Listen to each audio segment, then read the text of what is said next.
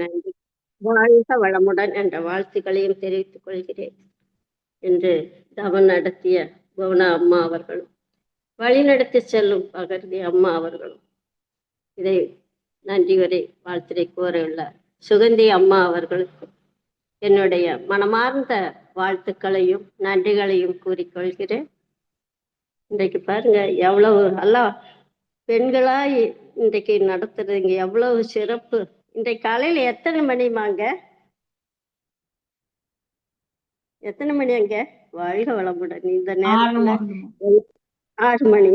வாழ்க வளமுடன். இவ்வளவு சிறப்பா இந்த ஜூமன் நடத்தி கொண்டு இருக்கவங்களுக்கு அனைவருக்கும் நன்றிகள் அம்மா. வாழ்க வளமுடன். வாழ்க வளமுடன். இன்றைய தவிர்த்து உயிர் அறிய நாணம். உயிர் அப்படிங்கிறத எவ்வளவு எவ்வளவு பாடல்களா நம்மளுக்கு மகிழ்ச்சி கொடுத்துருக்காங்க. நேத்து கூட அம்மா உயிரை பற்றி, மனதை பற்றி, அறிவை பற்றி எவ்வளவு விளக்கங்கள் கொடுத்தாங்க இல்லையா அம்மா? உயிர் நிலையை எவ்வளவு விளக்கங்கள். அதான் மகிழ்ச்சி. நிறைய பாடல்கள் உயிரை பத்தி நிறைய பாடல்கள் கொடுத்துருக்காங்க. அதான் உயிர்நிலையை இதுவரை உணர்ந்தோர் யார் அப்படின்னு கேட்கிறாங்க மகிழ்ச்சி. அந்த கேள்வி கேட்கிறாங்க. உயிர்நிலையை இதுவரை உணர்ந்தோர் யார் கேள்வி கேட்கிறாங்க. உணர்ந்தவர்கள் அதை விளக்க சொல்ல முடியாமல் தான் அந்த காலத்துல சூழ்நிலை இருந்தது. அதான் முட்டி மோதி நின்றன என்று கூறியிருக்காருல்லவா. நான் உயிரை பற்றி 10 ஆண்டு தவம் செய்து உணர்ந்து விட்டேன்னு சொல்லியிருக்காங்க. எவ்வளவு 10 ஆண்டு. அவர் சின்ன வயசு, அவர் 3 வயசுலயே ஏற்பட்ட தாக்கம்தான் அந்த உயிர், அறிவு, தெய்வம், இதெல்லாமே உயிர் எப்படிங்கிறது அந்த 3 வயதிலிருந்து அவர் அந்த கருமையத்துல அகத்துல எழுந்த ஒரு தத்துவம் தானே அந்த உயிர். அதுல ஆராய்ச்சி தான். அதுதான் சொல்றாங்க 10 ஆண்டு தவம் செய்து உணர்ந்து விட்டேன். இப்ப எவ்வளவு விடாமுயற்சியில அது செய்திருக்காரு, உணர்ந்திருக்காருன்னு பாருங்க. உணர்ந்ததைத்தான் நம்மளுக்கு கூறியிருக்காங்க. அதான் விஞ்ஞான அறிவு பெற்றோருக்கும் கூட விளக்கம் சொல்வேன்னு எவ்வளவு தைரியமா சொந்த உணர்ந்த நிலை தானே. விஞ்ஞான அறிவு பெற்றோருக்கும் கூட விளக்கம் சொல்வேன் அப்படின்னு சொல்றாரு. உயிரை பற்றி விளக்கம் குறைபாடு தீர்ந்தது அப்படிங்கிறாங்க. நீ உயிரை பற்றிய குறைபாடே இல்லை அப்படின்னு ஒரு தெளிவா ஒரு முடிவை சொல்றாங்க. ஏன்னா உயிர் விளக்கம் இருந்தா தானே உலகத்தை எல்லாமே சமமாக பார்க்கக்கூடிய தகைமை வரும் இல்லையா? அதான் உயிரை பற்றி நிறைய நமக்கு எல்லாமே திருமூலம் கூட சொல்றாங்க. மிக மிக பசுமாட்டு ரோமத்தை லட்சங்கூறு, அதுல ஒரு கூறு உயிரின் துகள். எவ்வளவு நம்ம உடல்லயே மிக மிக மிக லேசான பொருள் உயிர் இல்லையா? எவ்வளவு தத்துவம் அது. மகிழ்ச்சி ஒரு பாடலும் கூட சொல்றாங்க.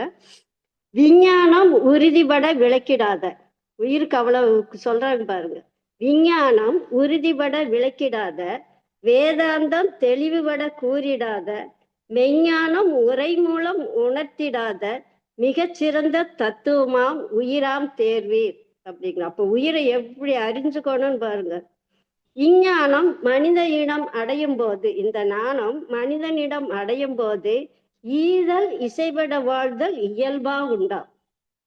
அஞ்ஞானம் என்னும் சொல்லை உலக அகராதியை அத்தனையுமே விழுவார். அஞ்ஞானம் அறியாமைங்கிற ஒரு சொல்ல உலக அகராதியில இருக்காது அப்படின்னு ஒரு தெளிவா முடிவா நம்மளுக்கு இந்த உயிரை விளக்குறார்.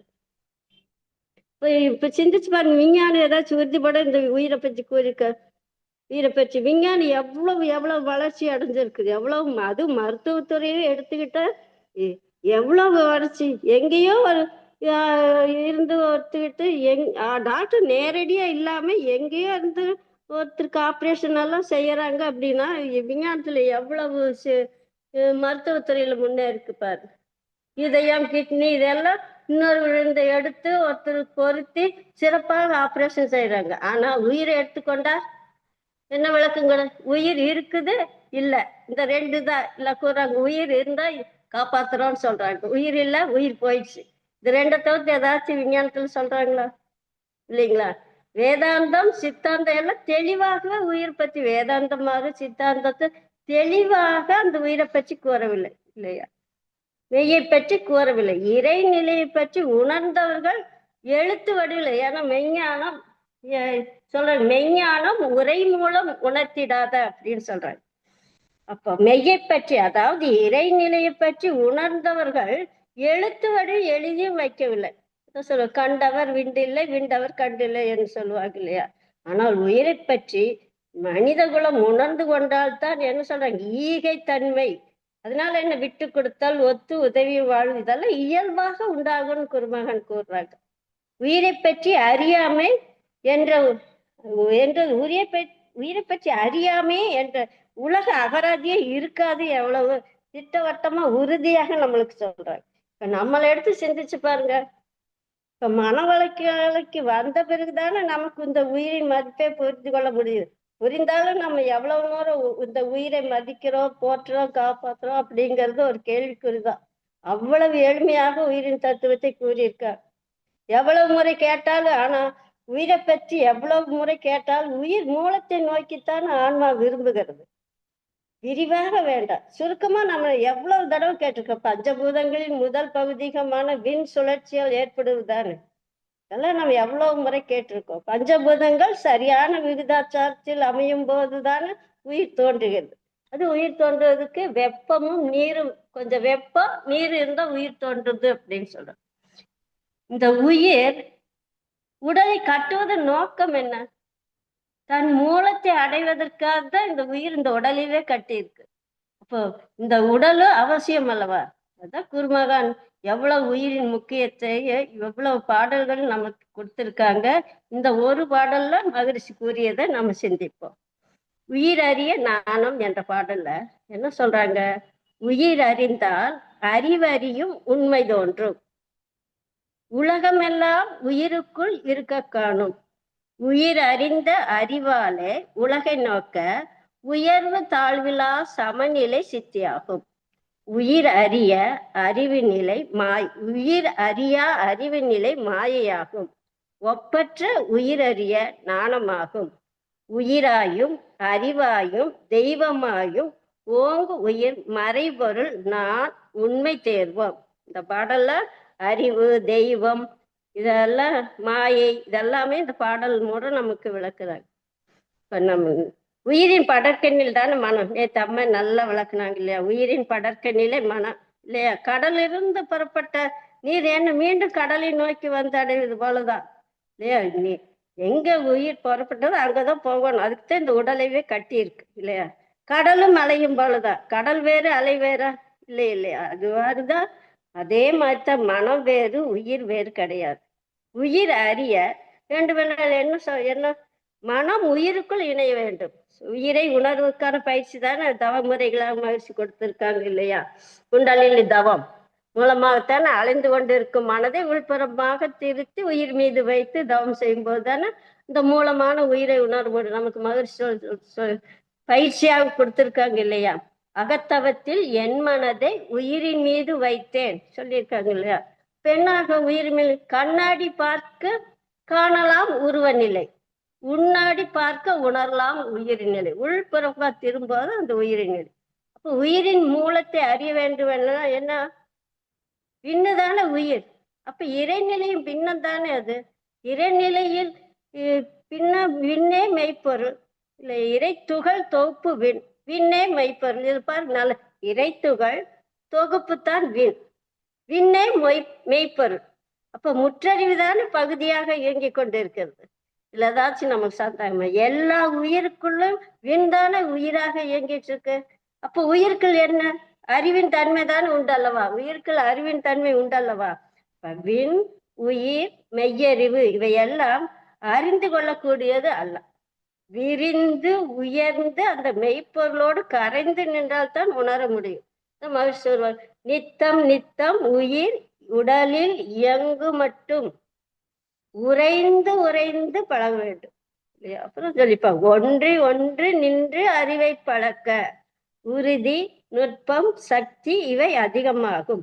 அப்ப அனுபவங்கள் எல்லாமே அறிவு நிலை தெளிஞ்சு போகுங்கிறார். அப்ப உலகத்தில் உள்ள உயிர்கள் எல்லாம் அனைத்தும் என்ன ஆகும்? அந்த மெய் அறிவுதான் இயங்கிக் கொண்டு இருக்கிறது என்பது உணர்பெறும் அல்லவா? அனுபவங்களால அறிவில் எல்லாமே புரிஞ்சுட்டா உலகத்தில் உள்ள உயிர்கள் அனைத்திலும் என்ன? அந்த மெய் அறிவு தானே இயங்கி கொண்டிருக்கிறது. உணர்பெறும் இந்த அறிவு எந்த நிலையில் உலகத்தை பார்க்கு? இந்த உணர்ந்த நிலையில் உலகத்தை எப்படி பார்க்க? சமநிலை தான் தோன்றும். எல்லா உயிரும் அந்த இறைநிலையின் பின்னம்தான். எதை பார்க்கும் போது அந்த இறை காட்சியாக தெரியும் அல்லவா? அப்ப வித்தியாசம் ஏதாவது பேதங்கள் உண்டா உலகத்தை நோக்கும் போது? சாதியில உயர்ந்தவன், தாழ்ந்தவன், பணக்காரன், ஏழை, படித்தவன், படிக்காதவன், அவன் அந்த நாட்டுக்காரன், இவன் இந்த நாட்டுக்காரன், அவன் அந்த மொழி பேச, இந்த மொழி பேசுக, கருப்பா, அழகா, சிவப்பா, இதெல்லாம் நம்ம சிந்திக்கும் உலக உயிரை நோக்கும் போது இதெல்லாம் நம்ம கூட தோன்றுமா? குடும்ப உறவினர்களிடம், நண்பர்களிடம் எல்லாம் நாம் பார்க்கும்போது என்ன அந்த அந்த நிலை, எந்த நிலை? இறைதான் அறிவாக இயங்கிக் கொண்டிருக்கிறது. அந்த உயிர் தான் விரிந்து நின்று தவத்தில் உணரும் நிலை இல்லையா? இப்ப உலகம் உயிர் தொண்டு ஏற்றேன்னு மகிழ்ச்சி சொல்றாங்க. விளக்கினேன் விளங்கியே என்பார். இதெல்லாம் உயிரை பற்றி நான் இவ்வளவு விளக்கிட்டு தான் அவங்களுக்கெல்லாம் விளக்கி சொல்லுவார். இப்ப இந்த உயிரின் நிலை அறிய வேண்டால் எல்லாம் அறியலன்னா என்ன ஆகும்? இந்த உயிர் மாயையில தான் நம்ம போய் வேலை, எல்லாம் மாயை உண்மை என்று எண்ணி அது செயல்கள் செய்வோம். ஆற்றும் போது என்ன ஆகும்? வாழ்க்கையில் மாயையில் இருக்கும்போது வாழ்க்கை எப்படி இருக்கும்? துன்பங்களும் சிக்கங்களும் நிறைந்ததாகத்தான் இருக்கும். அதான் உயிராயும் அறிவாகவும் தெய்வமாகவும் எல்லாமாக நானுமாக இருப்பது அந்த மாதிரி மறைபொருள் தான் என்று உணர்வதுதான் ஞானம். மகிழ்ச்சி சொல்ற உயிராகவும் அறிவாகவும் தெய்வமாகவும் எல்லாமாகவும் நானுமாகவும் இருப்பது அந்த மறைபொருள் தான் என்று உணர்வதுதான் ஞானம். இது வேற ஒண்ணு இல்லை. இப்ப அறிவு புலன்கள் வழி விரிந்து விரிந்து விரிந்து வெளியே சென்றுகிட்டு இருந்தா அது மனம். அதே மனம் உள்ள திரும்பி உள்ள ஒடுங்கி ஒடுங்கி நின்றா அது அறிவு. வேற ஒண்ணும் இல்லை. எல்லாம் ஒடுக்கம்தான். உள்ள ஒடுங்கினால் அறிவு. அதான் உள்பக்கமாக திருப்பணும் சொல். அதான் இப்ப உள்புறக்கமா சமீபத்தில் இருக்கிறது அப்படின்னு சொல்லுவாங்க. இந்த ஞானத்தை மனித குணம் உணர வேண்டும் என்றதானே குருமகன் தன்னை என்ன உலக நல தொண்டன் என்று அர்ப்பணித்து கொண்டார் அல்லவா? இந்த உயிரின் விளக்கத்தை நிறைய நம்மளுக்கு இன்னொரு பாடல்கள் நல்ல சிறப்பு. இது எப்படி உயிரை உணரணும் அப்படின்னா, பரத்தின் நிகழ்ச்சியா உயிர் அப்படிங்கிற அந்த பரத்துல இந்த பிரபஞ்சத்துல இயங்கிட்டு இருக்குது எல்லாமே உயிர் தான். அப்ப உயிர்நிலையை உள்ளுணர்வா பெறணும். அது எப்படி பெறணும்? ஒடுங்கி ஒடுங்கி சென்று ஆழ்ந்து உணர்ந்தால் எப்படி ஒடுங்கி ஒடுங்கி சென்று ஆழ்ந்து உணர்ந்தால் உயிருக்கு மூலநிலை உண்மை நிலை பரமாகும் தெய்வமாகும். உயிர் திரட்சிதான் பிரபஞ்சம். பிரபஞ்சத்துல இருக்கிறதுன்னு உயிரின் திரட்சிதான். இல்ல சொல்லுவோம் இல்லையா? பஞ்சபூத நவக்கிரகத்துல இந்த பிரபஞ்ச தோற்றங்களுக்கெல்லாம் காரணமான நுண்ணிய இயக்க மூலக்கூறு விண் உயிராற்றல் சொல்றோம் இல்லையா? உயிர் திரட்சிதான் பிரபஞ்சம். அப்ப ஊரு முதல் 6 அறிவு வரை எல்லாமே அந்த உயிரின் மேல்தான். இந்த சுவை ஒளி 5 உணர்வுகளுக்கு காரணம் என்ன? உயிர் உடலில் இயங்கும் போதுதான் அந்த 6 உணர்வுகளும் நம்மளுக்கு 5 உணர்வுகளாகவும் வெளிப்படுது. அதே 6வது அறிவாகவும் அந்த உயிர் தான் ஆற்றுது இல்லையா? உயிர் தனது உயிர் அறிய இந்த உயிர் தனது உயர்ந்த நிலையை உணரணும். அதுதான் ஞானம். அங்க என்ன உலகம் வேறு அறிவு வேறு கிடையாது, அங்கு ஒன்றுதான் அப்படின்னு சொல்ற. இந்த அறிவை தெளிவாக உயிரை உணர்ந்து கொண்டால் அறிவு தெளிவாக நமக்கு விளங்கிவிடும் அப்படின்னு மகிழ்ச்சி இந்த பாடல்களை நமக்கு குறிப்பிடுறாங்க.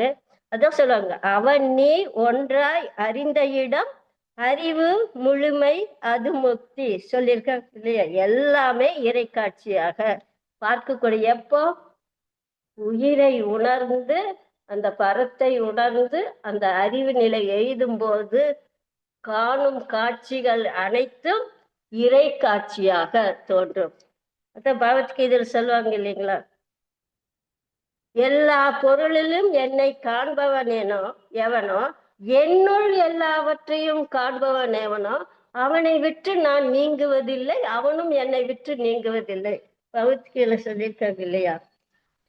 இத 4 வரியில கண்ணதாசன் நல்ல ஒரு 4 வரியில இந்த பாடலோட அர்த்தத்தை விளக்கியிருக்காங்க. 100 வகை பறவை வரும், 100 வகை பறவை வரும், கோடி வகை பூ மலரும், ஆடவரும் அத்தனையும் ஆண்டவனின் பிள்ளைகடா. எத்தனை பறவை கோடி அத்தனை பிரபஞ்சத்தில் இருக்க அத்தனையும் ஆண்டவனின் பிள்ளைகடா. கடலுக்குள் பிரிவு இல்லை. கடல் ஏதாச்சும் பிரிவு இருக்கா? இல்ல. கடவுளிடம் பேதம் இல்லை. எல்லாத்துக்கும் ஒரு பேதம். ஏதாச்சும் மனித உருவில்லை, ஏதாச்சும் கண்ணு 2 காது இது மூளை, இதயம், ஏதாவது பாதி அவங்களுக்கு இவ்வளவு, இவங்க ஏதாவது. கடவுளிடம் பேதம் இல்லை. அடுத்த லைன் பாருங்க, மண்ணுக்குள் விண்ணை கண்டு ஒன்றாய் கூடுவோம்.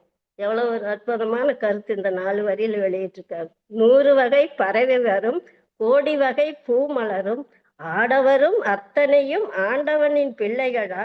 கடலுக்குள் பிரிவி இல்லை, கடவுளிடம் பேதம் இல்லை, மண்ணுக்குள் விண்ணை கண்டு ஒன்றாய் கூடுவோம். எவ்வளவு எளிமையா நான் பாடல் 4 வரியில தத்துவத்தை விளக்கியிருக்காங்க. இதெல்லாம் நிறைய சித்தர்கள், மகான்கள், ஞானிகள் எல்லாம் அந்த உணர்ந்த நிலையில எழுதின பாடல்கள் தான் நிறைய கொடுத்திருக்காங்க. உயிரின் சிற்ப சித்தர் நிறைய பாடல்கள் கொடுத்திருக்காங்க. அதான் திருமலை கூட சொல்றாங்க பாருங்க, 8000 யோகம் இருக்கினும் கண்ணார முதல்வனை கண்டார் இல்லை. எத்தனை ஆண்டு யோகம் இருந்தாலும் கண்ணார முதல்வனை கண்டார் இல்லை. உள்ளாடி உள்ளே ஒளிபெற நோக்கினார். உள்ள உள்ள நாடி உள்ளே ஒளிபெற நோக்கினார். கண்ணாடி போல கலந்து நின்றானே அந்த உயிரின் நிலையை சொல்றாங்க. அப்ப முகத்திலே கண்கொண்டு காண்கின்ற மூடர்கள் அகத்திலே கண்கொண்டு காண்பதே ஆனந்தம். இதெல்லாம் உயிரை உணர்ந்த நிலை சித்தர் பெருமக்கள் ஒரு அவை கூட. மெய்ப்பால் அறியாத மூடர்தம் நெஞ்சத்தில் அப்பால் ஆகும் அவை பிராட்டி சொல்லு. நான் திருமூலர் நிறைய சொல்லி, நான் என்றும் தான் என்றும் நாடினே, நாடலும் தானென்று தானென்று இரண்டு இல்லை என்பதை நானென்ற நாண முதல்வனே, நாண முதல்வன் அவனே சொன்னான். என்னன்னு, நான் என்று தானும் நினைப்பு. அவன் இது என்ன அர்த்தம்னா, நான் என்றும் தான் என்றும் நாடி, நான் வேறு அவன் வேறு என்று நாடினே, நான் என்று தான் என்று இரண்டும் இல்லை என்பதை, நீ வேறு நான் வேறு என்பது இல்லதே, அவனே எனக்கு நாண முதல்வனே நல்கினான். அதனால என்னாச்சு, நான் என்ற தான் என்று அந்த நான் வேறு நீ வேறு என்ற நினைப்பையே ஒழிச்சுச்சு அப்படின்னு சொல்றாங்க. எல்லாத்துலயும் உயிரை பார்க்கக்கூடிய தன்மை. அதான் சொல்றாங்க, கட்டையிலே செய்தால் வரும், கல்லினால் செய்தே வரும், மட்டையால் செய்தே வரும், மஞ்சளால் செய்தே வரும், சட்டையால் செய்தே வரும், சாணியால் செய்தே வரும், வெட்டவெளி தண்ணில் மற்ற வேறு தெய்வம் இல்லை. இதுல எல்லாமே தெய்வம் தான். இதுல இல்லாத நம்ம சின்ன மகிழ்ச்சி நம்மளுக்கு எவ்வளவு இதுல தத்துவத்தை சொல்லி, ஒரு இறை துகள் இல்லாத, ஒரு விண்ணோ இல்லாத இந்த உலக பிரபஞ்சத்தில், இந்த உலகத்தில் நாம ஏதாவது ஒரு பொருள் இருக்க, அதுக்குதான் இந்த இவ்வளவு விளக்கங்கள் மகிழ்ச்சி உணர்ந்ததை நம்மளுக்கு எவ்வளவு சிறப்பா சொல்லியிருக்காங்க பாருங்க. இப்ப உயிரின் சிறப்பை உணர்ந்தாலே அன்பு மலரும். அன்பு மலருன்னா உயிரை உணர்ந்தாதான் அந்த அன்பே மலர் என்ற வள்ளல் பெருமான இறைவனையே அன்பால் வசப்படுத்தலாம்னு சொல்றாங்க. இதான் சொல்றேன், அன்பெனும் பிடியில் அகப்படும் மலையே, அன்பெனும் குடில் புகும் அரசே, அன்பெனும் வலைக்கு உட்படும் பரம்பொருளே. எப்படி அன்புக்கு எவ்வளவு கட்டுப்படும் பாருங்க. அன்பெனும் கரத்தமது அமுதே, அன்பெனும் கடத்துக்குள் அடங்கிடும் கடலே, அன்பெனும் உயிர் ஒளிர் அறிவே, அன்பெனும் உயிர் ஒளிர் அறிவே, அன்பெனும் அணுவுக்குள் அமைந்த பேரருளே. அணுவுக்குள்ளே அந்த அன்பு அமைந்த பேரொழியே அன்புருவாம் பரசிவமே. இறைநிலையே பரசிவம் என்று தன்னுள் எழும் அன்பால் வெளிப்பட்டதுதான் உயிர் ஒளி அறிவு என்பதெல்லாம் அன்புலயே எல்லாம் வழங்கும் அப்படிங்கிறத வள்ளல் பெருமான் சொல்ற. இதான் மகிழ்ச்சி இதை சொல்லியிருக்காங்க இல்லையா. என்னுள் அவனை வைத்தேன், ஏற்றி வந்தேன், போற்றி வந்தேன். என்னுள் அவனை என்னை அவனுள் இணைத்தால் இறைவனாக பாடுகின்றேன். இது 2 வரி. அடுத்ததுதான் மகிழ்ச்சி மகான். நமக்குள்ள மகானாக உயர்ந்தது என்ன, அடுத்த 2 வரி. உன்னுள்ளும் இவ்வுண்மை உணர்ந்து கடை தேர்வதற்கு. எங்கிட்ட மட்டும் இல்லையப்பா, உங்ககிட்ட இருக்குது. உன்னிலும் இவ்வுண்மை உணர்ந்து கடை தேர்வதற்கு உலக மக்கள் அனைவரையும் ஒருங்கிணைத்து பாடுகின்றேன்.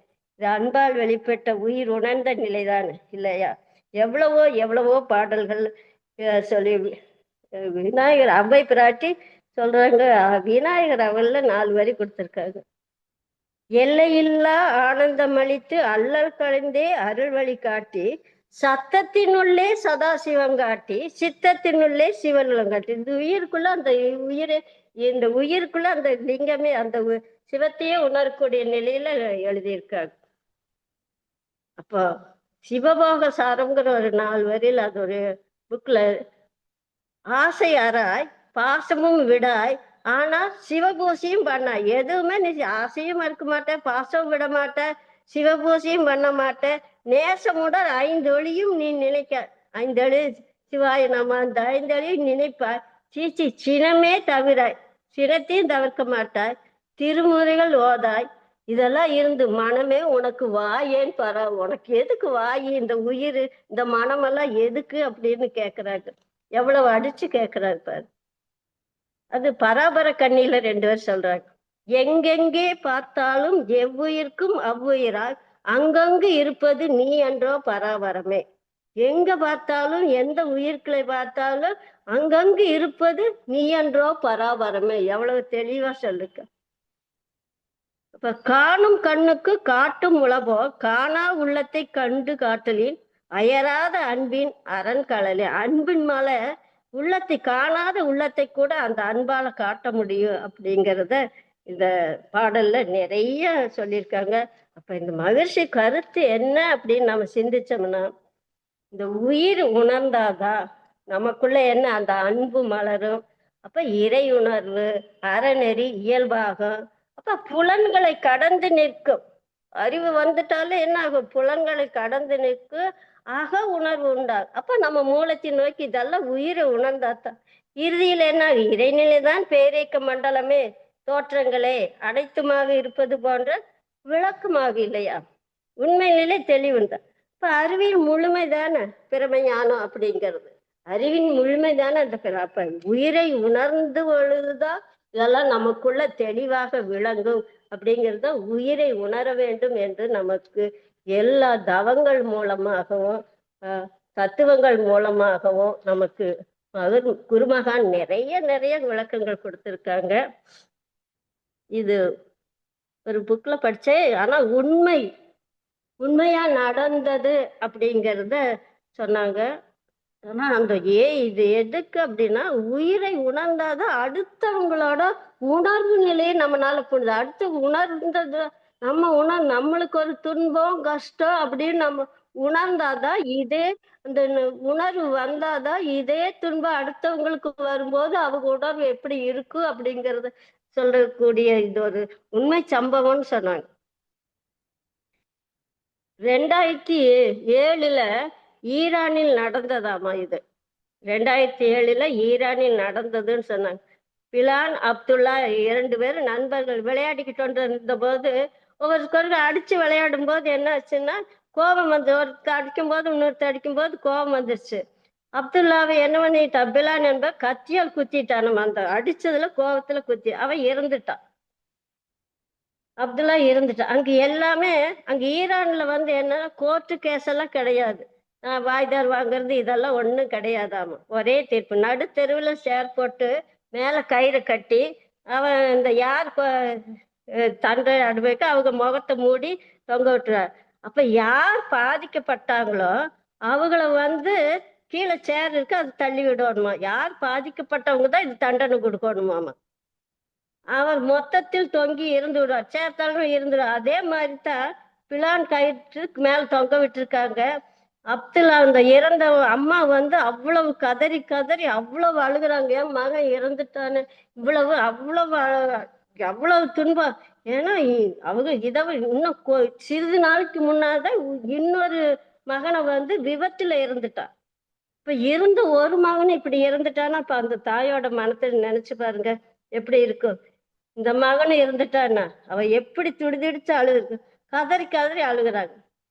அவர்கள் சொல்லுங்க, அவர் கணவர் சொல்ற, அவரோட கணவர், அந்த அம்மாவோட கணவர் சொல்ற, உன்னுடைய வேதனையை கோபத்தை அந்த சேர் உதைத்து தள்ளி உன் கவலையை தீர்த்துக்கோ அப்படின்னு சொல்லுற. அவன் தள்ளி விட கொலைக்க.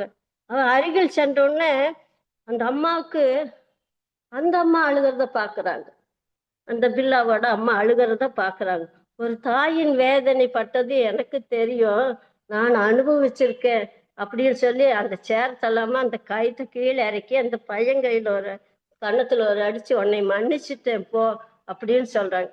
அப்போ ஒருத்தர் வேதனையை நாம் பட்ட துன்பம் ஒருத்தர் படக்கூடாது அப்படின்னா எந்த உயர்ந்த நிலையில அந்த மனம் இயங்கணும், அந்த அறிவு எவ்வளவு நிலையில இயங்கணும்.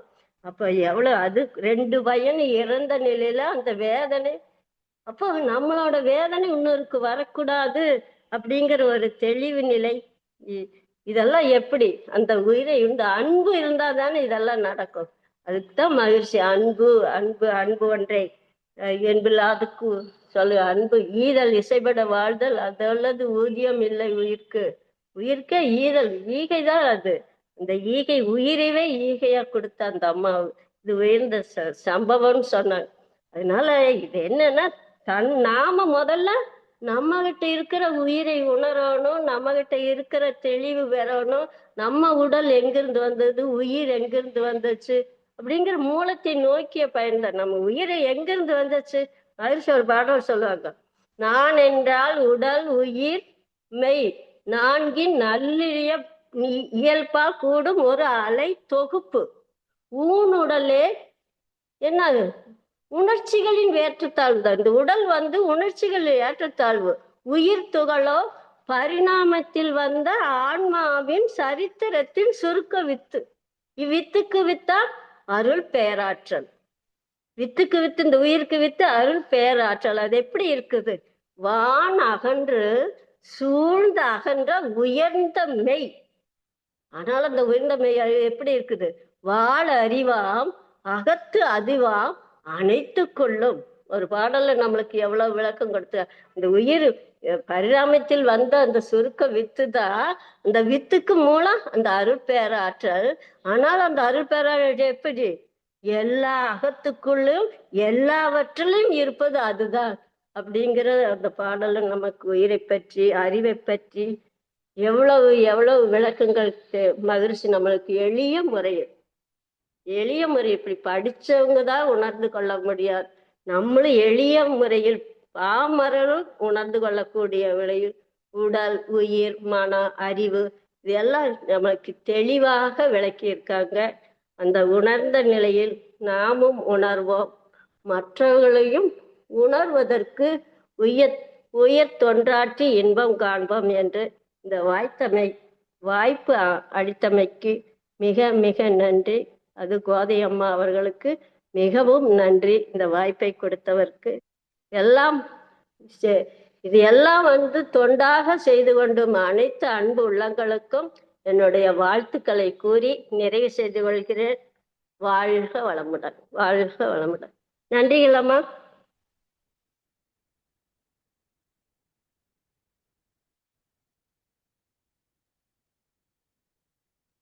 வாழ்க வளமுடன் அம்மா. மிக்க நன்றி.